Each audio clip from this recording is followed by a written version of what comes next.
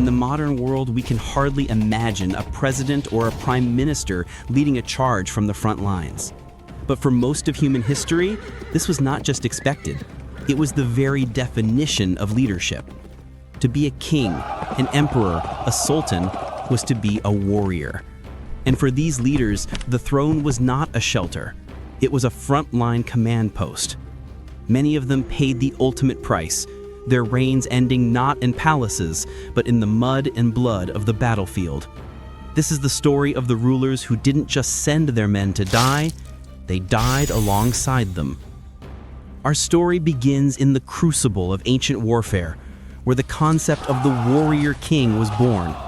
In 480 BCE, the Spartan King Leonidas I stood with his 300 and a few thousand allies against the vast Persian Empire at the Battle of Thermopylae. He knew the mission was a suicide hold, and he fulfilled it. Leonidas fell, but his death created a legend that would echo for millennia, a symbol of sacrifice for one's homeland. But Leonidas was not an anomaly for Sparta. It was a tradition. King Archidamus III died in 338 BCE fighting the Lucanians in Italy. Decades later, King Areus I, after a long 44-year reign, met his end near Corinth in 265 BCE, spear in hand, fighting the Macedonians. For these Spartan kings, death in battle was a professional hazard and an honor. If Sparta set the standard, the Roman Empire turned it into an epidemic. The imperial purple was often a death sentence, and for many that sentence was carried out on the battlefield. Take Gordian II. He was emperor for just 3 years. In 238 CE, his reign ended not in Rome but in the dust of Carthage, cut down during a vicious civil war. The very man who defeated one emperor would become the next to fall. Philip the Arab was killed in 249 CE by the rebellious general Decius, but Decius's own reign was short-lived. Just 2 years later, in 251 CE, he and his son were slaughtered by Goths at the Battle of Abritus, the first Roman emperor killed by a foreign enemy. The chaos continued. Emperor Maxentius drowned in the Tiber River in 312 CE, his heavy armor pulling him under during his flight from Constantine at the Milvian Bridge.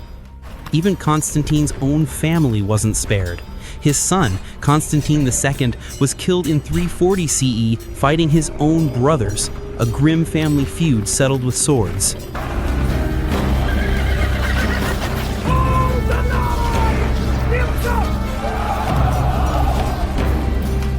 And then there was Julian, the last pagan emperor of Rome.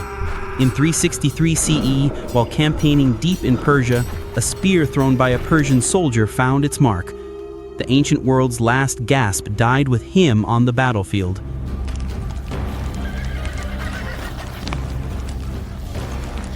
The Eastern Roman Emperor Valens followed, defeated and killed by the Goths at Adrianople in 378 CE.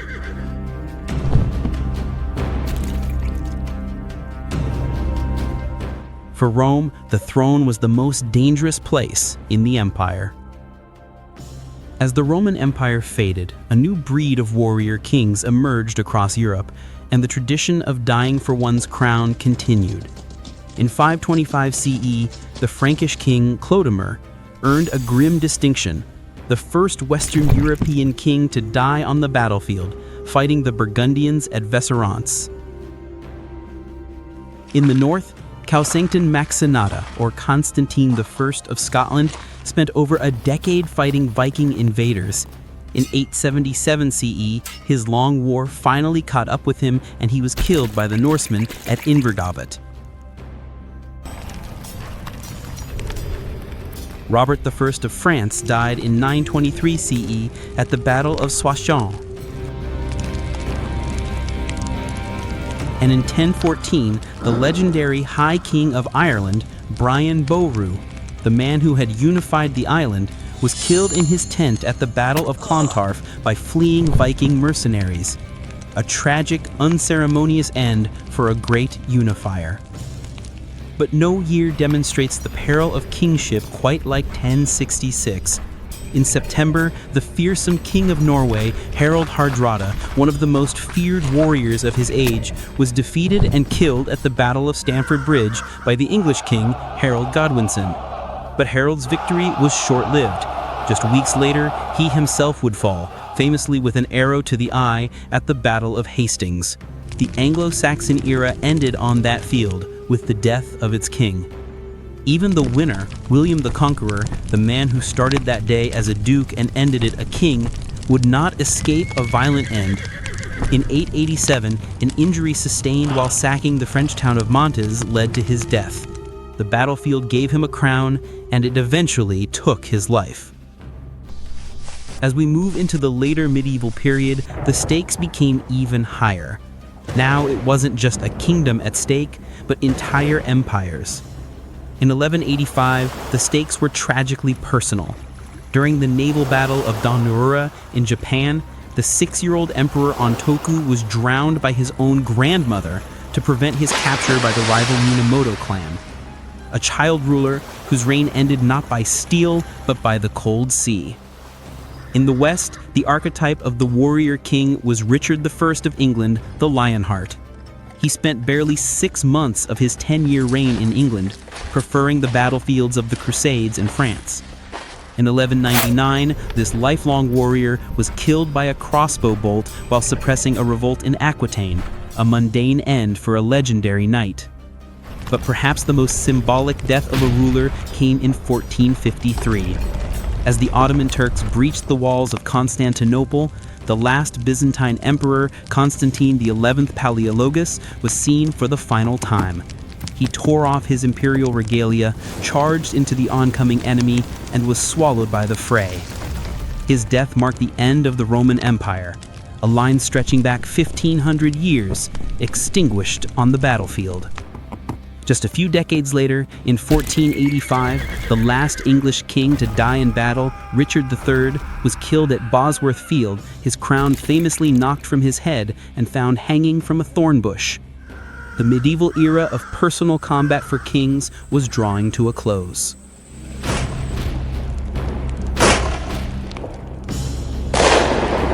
With the advent of gunpowder, the battlefield became even more deadly and impersonal, yet kings still led from the front.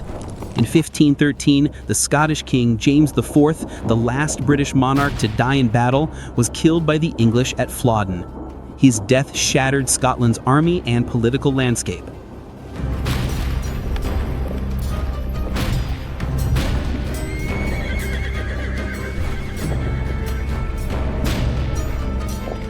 Even the great Suleiman the Magnificent, the longest reigning Ottoman Sultan, died in a military context. In 1566, while besieging a fortress in Hungary, he succumbed to a heart attack in his tent, moments before a great victory. The battlefield became a great leveler.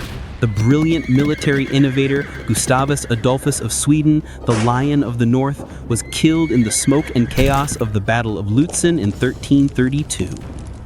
And finally, in 1718, the era came to a definitive end. Charles XII of Sweden, a king who had lived almost his entire life at war, was struck and killed by a projectile, likely a bullet, while inspecting trenches during a siege in Norway. He was the last European ruler to die in battle. His death marked the end of an era. The age of the monarch as a frontline combatant was over. The world had changed. From the hot gates of Thermopylae to the cold trenches of Norway, these rulers shared a common bond. They held ultimate power, yet they accepted ultimate risk. Their deaths were more than just personal tragedies.